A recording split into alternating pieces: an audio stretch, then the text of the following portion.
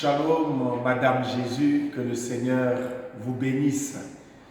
Et je suis venu vous partager avec vous cette portion de l'Écriture, simplement pour que nous nous fortifions tous ensemble. Parce que la Bible dit, nous devions nous fortifier par ce genre de paroles et pour que notre foi ne défaille pas. Alors, nous voyons des événements depuis un certain temps, un événement a secoué le monde entier. Mais je voulais vous dire par là que rien ne peut arriver sans que Dieu n'en soit l'auteur. Pour nous, ça nous a surpris, mais Dieu n'est pas surpris.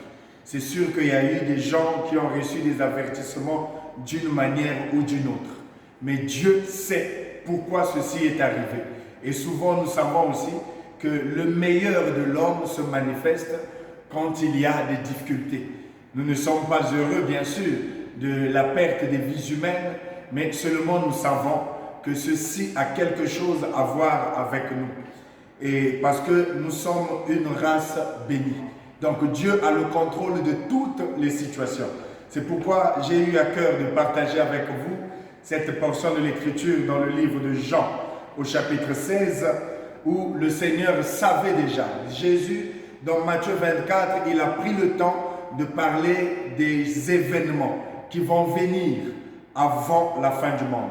Et parmi ces événements, il a parlé des tremblements de terre que nous avons eu toute une décennie où on ne parlait que des inondations, des tremblements de terre, des tsunamis et des fortes tempêtes qui ont secoué le monde. Et cette fois-ci, il avait aussi parlé des maladies, des différentes choses qui devaient arriver. C'est pourquoi le monde a peur. Le monde a peur parce qu'il ne sait pas où se tenir. Il dit dans Jean chapitre 16, le verset 32, il dit « Voici l'heure vient et elle est déjà venue où vous serez dispersés chacun de son côté. » Aujourd'hui, nous sommes dispersés chacun de son côté, mais on peut fermer les églises, mais on ne peut pas fermer la porte du ciel. Le ciel est toujours ouvert. Le ciel est toujours permanent. Nous sommes en train de vivre l'heure de l'échelle de Jacob, où les anges montent et descendent. Donc il y a une transition qui est en train de se passer. C'est vrai que les nations ont fermé leurs frontières, mais Dieu n'a pas fermé son ciel. Il est toujours en connexion avec ses enfants. Voilà pourquoi il dit, vous serez dispersés, vous aurez des tribulations. Au verset 33, il dit, je vous dis ces choses afin que vous ayez la paix. Il ne nous dit pas pour que nous ayons peur. Il nous dit ces choses pour que nous ayons la paix. La peur, c'est pour le diable. Si le monde a peur, c'est tout simplement parce qu'il subit l'influence du diable. Le diable est un menteur. Il vient par l'intimidation pour s'aimer la peur dans vos cœurs, pour que les gens soient dans le stress. Aujourd'hui, il y a des gens qui meurent simplement, non pas parce qu'ils sont malades, mais à cause du stress, à cause de la peur, des informations négatives qu'ils écoutent ça et là. Voilà pourquoi ils subissent ces choses. Mais toi et moi, n'ayons pas peur. Toi et moi, nous sommes la race élue, l'épouse de Christ. Nous sommes ceux à qui Jésus s'adresse ici. Il dit, je vous ai dit ces choses pour que vous ayez la paix. Ayez la paix. La paix de Dieu, non pas la paix du monde, mais la paix de Dieu dans le monde. Il dit, vous aurez les tribulations, mais prenez courage. Ne vous laissez pas prendre au piège. Ne faiblissez pas dans la prière. Au contraire, soyez forts. Ces choses-là arrivent parce que Dieu aussi veut montrer à l'homme que l'homme, malgré sa science, malgré sa connaissance, il a des limites.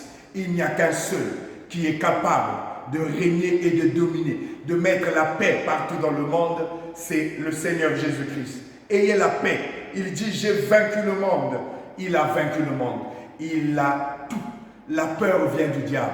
Le monde a peur. Vous savez pourquoi? Ces choses-là viennent aussi à cause du péché. Il y a eu trop de péchés, trop de choses négatives. Des gens font des choses, ils ne se soucient pas de Dieu. Quand l'homme, vous voyez ce qui s'est passé au temps de Noé, quand Noé leur demandait la repentance, ils ne voulaient pas. Ils avaient tout ce qu'ils pouvaient, alors ils menaient leur vie comme bon leur semblait. Ils faisaient des choses. Et jusqu'à ce que le déluge est arrivé, c'est à ce moment-là qu'ils commençaient à chercher Dieu. Ne cherchez pas Dieu pendant qu'il est trop tard. C'est maintenant. qu'il faut le faire. Souvent l'homme a une fâcheuse habitude. Au lieu de se repentir, il dit, mais où est Dieu? Ils disent, mais où sont les pasteurs? Non, répentez-vous. La peur, c'est le fruit du diable. Celui qui a peur, il a peur parce qu'il a péché. Les gens se reprochent de beaucoup de choses. Venez à Christ, il a le pardon. Il peut vous pardonner à n'importe quel moment de tout ce que vous avez pu faire. Dieu ne vous condamne pas. Prenez le courage simplement et donnez votre vie au Seigneur.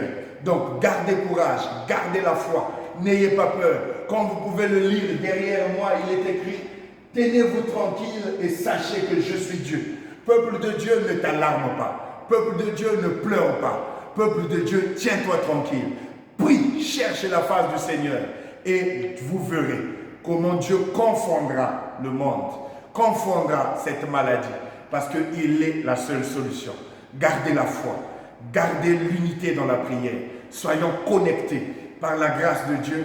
Que le Seigneur vous bénisse, qu'il ajoute encore des énergies spirituelles, une énergie spirituelle, la force dans l'esprit pour que vous puissiez vous en sortir. Alors, gardez la foi, priez constamment. Le coronavirus ne te vaincra pas. Tu es un élu de Dieu. Tu vivras parce que c'est ce que Dieu veut. Que le Seigneur te bénisse. Garde la paix. À la prochaine. Shalom.